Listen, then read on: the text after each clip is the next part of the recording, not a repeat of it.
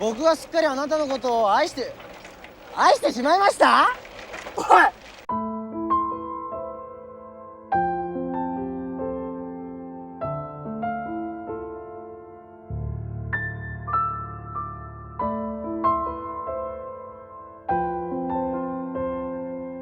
提到导演北野武，许多人对其标志性的面瘫面容印象深刻。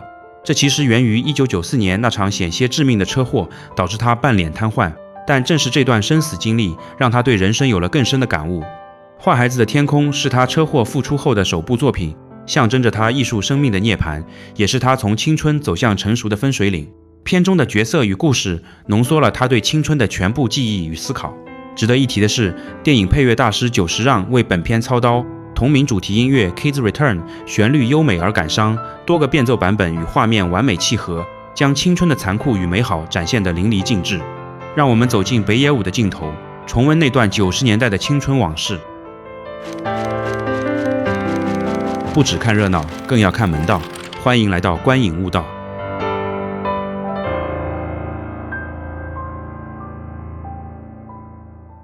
影片开头，一对漫才搭档在台上卖力表演，赢得了观众的掌声。然而另一边，星智骑着自行车送货，眼神茫然。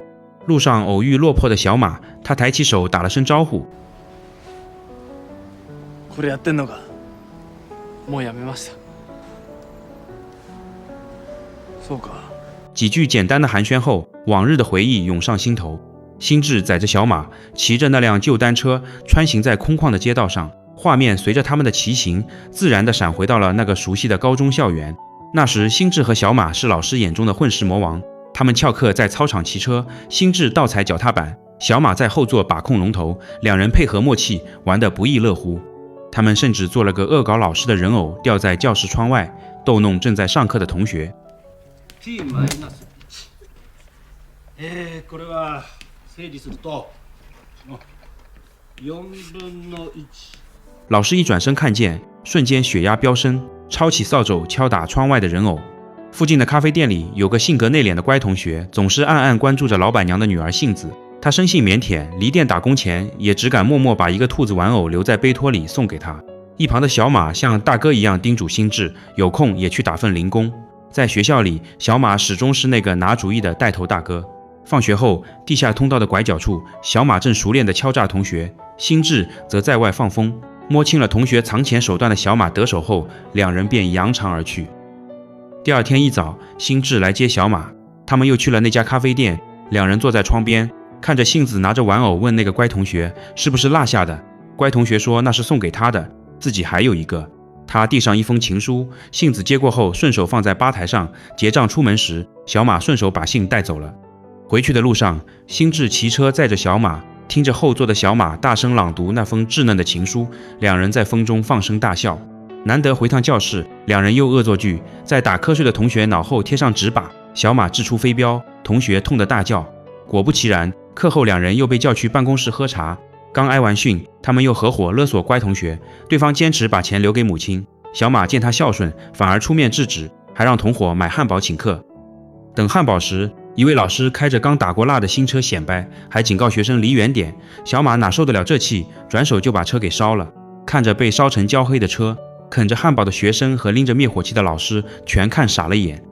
饭点时间，小马和星智走进餐馆，熟练地点了烟酒。邻桌大叔看不过去，训斥他们小年纪不学好。小马立刻回怼，双方眼看就要掐起来。同桌一位气场强大的男人出面制止了准备动手的小弟，并主动道歉，替两人买了单。小马这才知道这桌4个都是黑帮，心里埋下种子，要是能活成这样该多风光。由于烧车事件，小马、星智和那位乖同学再次被请进办公室训话。3人死鸭子嘴硬，拒不认错。老师失望透顶，半开玩笑说他们不如退学去当漫才演员，甚至断言他们连这行也干不了。小马和星智不服气，索性霸占2位漫才演员的练习场地，正儿八经地练了起来。2位临时观众被迫假笑捧场，但2人讲的并不好笑，明显不是那块料。随后，小马和星智又来到成人影院，老板娘看到他们穿着学生校服，不愿意卖票给他们，2人只能先离开。转身回去装扮了一番后，他们又来到了影院。这次小马长了胡子，2人还多了领带，妄想把老板娘当傻子糊弄。あんたたちさっきの子でしょ。ダメだって言ったでしょ。背広着てるじゃん。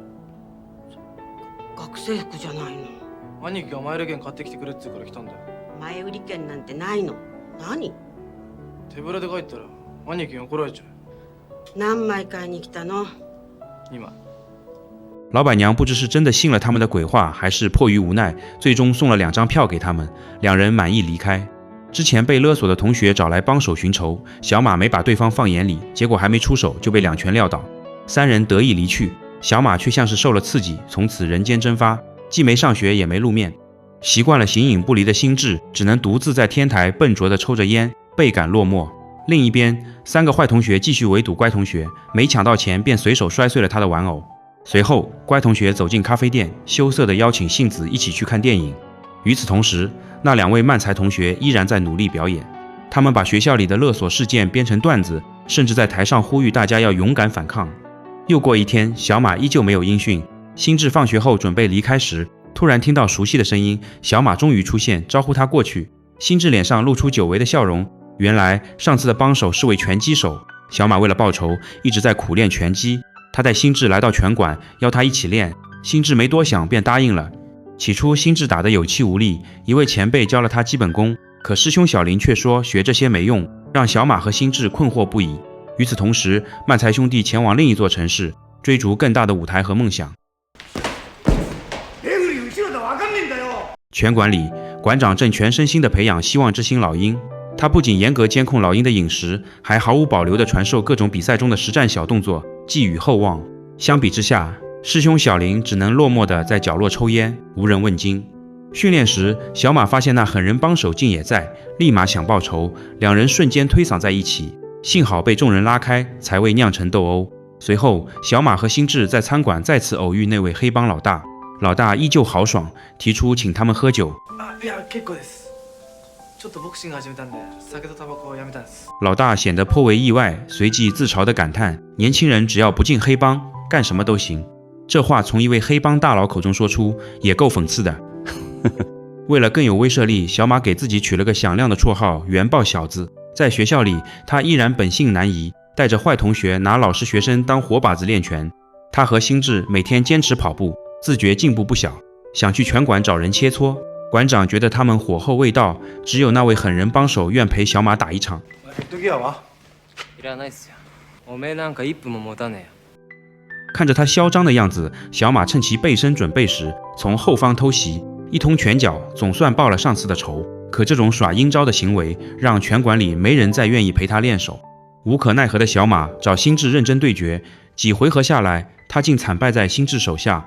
再次深受打击的小马开始自暴自弃，晚饭时重拾烟酒，还将原爆小子的外号送给了心智，决定退出拳馆。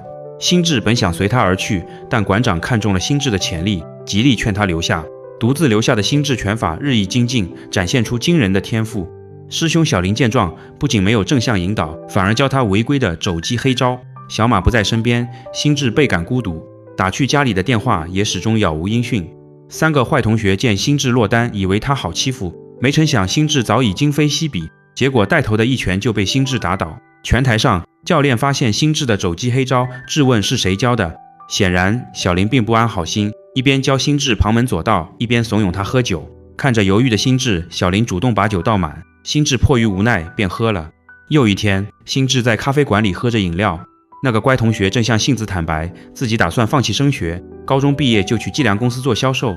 杏子听后还有些纳闷，老板娘却觉得这份差事安稳正经，显然非常满意。就在这时，黑帮老大带着随从推门而入，跟在最后的熟悉身影竟是小马。原来小马之前说的新的生计是去混黑帮了，碍于资历尚浅，只能当个打杂小弟，给老大点烟买烟。小马瞥见心智，两人对视却形同陌路。另一边，曾被心智打趴的3个坏同学组队去拳馆讨教，刚练几天就觉得自己行了。听说伙伴被欺负，出门就想找回场子，不想对方竟是壮汉。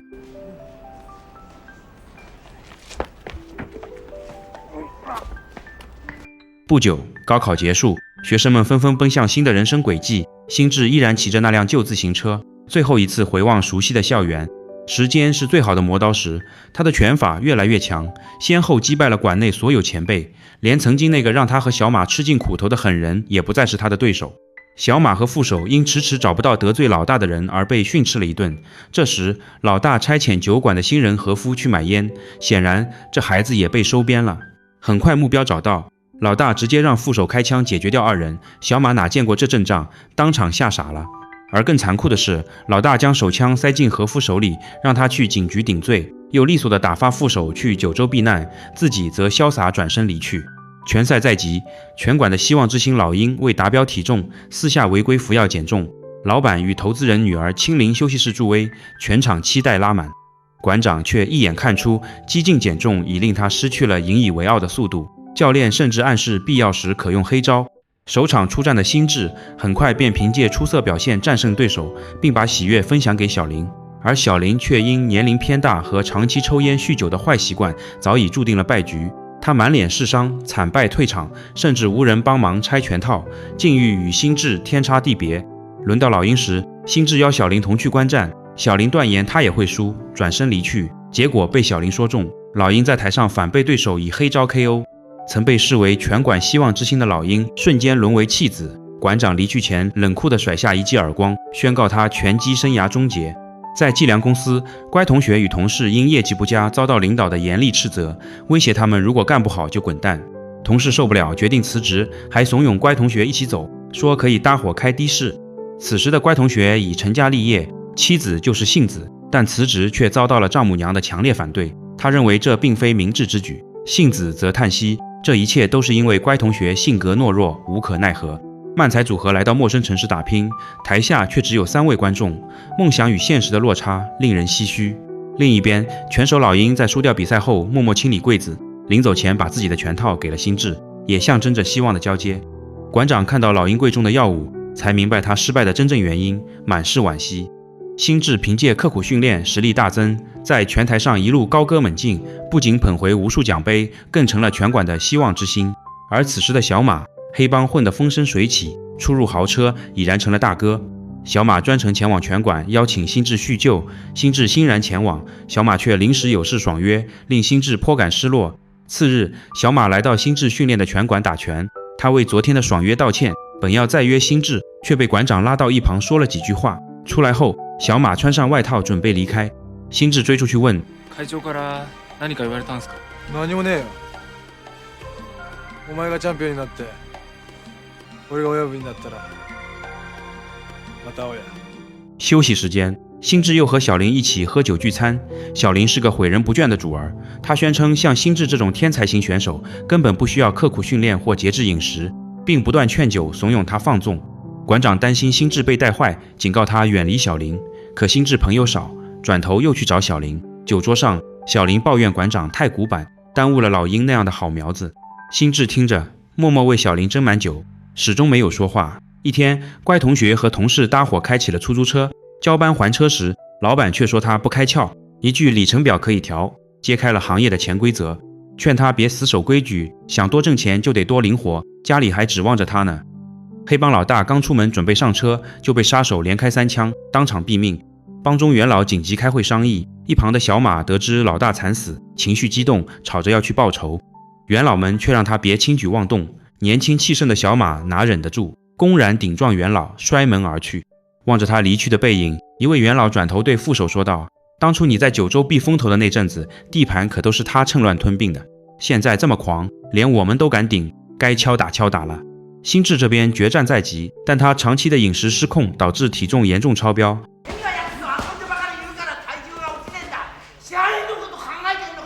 心烦意乱之下，小林趁机递上药物，说能快速减重。走投无路的心智只能饮鸩止渴，靠药物强行减重。结果和老鹰一样，药物彻底毁了他的身体，体力骤降，连日常跑步都变得吃力。比赛输得毫无悬念。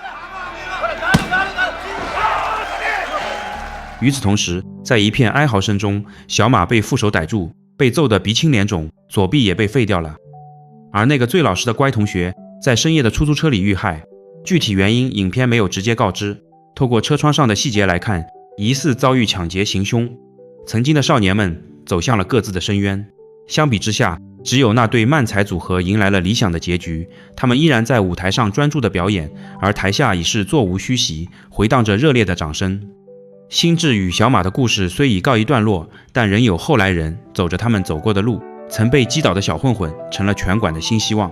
丧夫的幸子依旧和母亲经营着咖啡店，面对接踵而至的追求者，他再未动心。故事兜兜转转回到了原点，星智和小马骑着单车回到了曾经的校园操场，仿佛一切都未曾改变。星智问：我们的人生是不是完蛋了？小马笑骂：混蛋，我们还没开始呢。在久违的爽朗笑声中，影片结束。1996年上映的《坏孩子的天空》是北野武带有浓厚半自传色彩的青春片。北野武早年曾是一位漫才演员，片头漫才组合在台上努力的表演，正是导演对自己青春轨迹的一次重现。故事围绕星智和小马展开，两个厌倦平庸校园生活的少年，分别投身于拳击场与黑道，渴望闯出一片天地。然而，现实的重击如约而至，一个惨败于拳台，一个沦落于江湖。绕了一个大圈后，他们最终又回到了最初的操场。英文片名《Kids Return》一语双关，既指主角绕了一圈回到原点，也隐喻北野武本人车祸后回归影坛，更象征着每个人心中那个在试错中循环却从未真正死去的少年。电影告诉我们，青春难免因冲动而碰壁，但失败并非终点，而是新希望的起点。正如那句经典台词：我们还没开始呢。小马一直想当强者，在学校他靠打架术威风，可遇到真正的拳击手被轻易击倒，他的强大瞬间被击碎。他转而去学拳，却因急于求成半途而废。后来混进黑社会，幻想当老大。然而成人世界的法则远比校园残酷，一次冲撞会长，被痛打一顿后赶出帮会，他才发现所谓地位和威风不过是别人给的，一旦收回，什么都不剩。小马一生追求压过别人，却没有真正磨练自己。他把让人害怕当成强大，却不懂真正的强大是自律、忍耐和持续成长。权力如果只是用来证明自己，终究是幻象。真正的力量是在失去一切时，依然能在逆境中站稳脚跟。星智一开始没有自己的主见，只是跟着小马走。小马练拳，他也练拳。好在他很有天赋，即使不够用心，也能打出成绩。但他没有想清楚自己为什么而练，也没有想清楚自己要什么。因为没有方向，他很容易被人带偏。前辈小林忽悠他喝酒吃药，放纵自己，他没有拒绝，结果身体被拖垮，比赛失利，前途也毁了。星智的经历说明，天赋只是起点，不是保障。没有主见和自律，再好的条件也会被浪费。真正重要的不是你有多好的条件，而是你是否清楚自己要什么，并愿意为此克制自己，坚持下去。否则，天赋不是优势，而是陷阱。乖同学，内向老实，一直默默努力生活。为了家人和爱人，他拼命工作，从推销员转行做出租车司机，每天干到最晚，只想多赚一点钱。可现实并不会因为一个人老实勤奋就对他格外宽容，他英年早逝，让人叹息。我们从小被告诉努力就会有回报，可生活更真实的样子是，努力只是让你站在牌桌旁，却不能保证你一定赢。他的故事让人难过，也让人清醒。勤奋如果没有判断和方向，可能只是辛苦的原地打转。和其他人的起起落落相比，那对一直在小剧场表演漫才的搭档是片中少有的亮色。刚开始台下没几个人，他们也照样演。后来观众越来越多，直到坐满全场。他们没有走捷径，也没有被情绪牵着走，更没有向生活低头，只是日复一日打磨段子，练习配合，在冷清中坚持，在无人喝彩时也不放弃。他们说明一个道理：成功也许有运气的成分，但运气只会落在长期坚持的人身上。很多人输在急躁，少数人赢在耐心。守得住寂寞的人，才等得到机会。本期坏孩子的天空解说完毕，欢迎点赞、评论、分享。你的一键订阅是我们剪片人最后一点理智的来源。我们下期再见。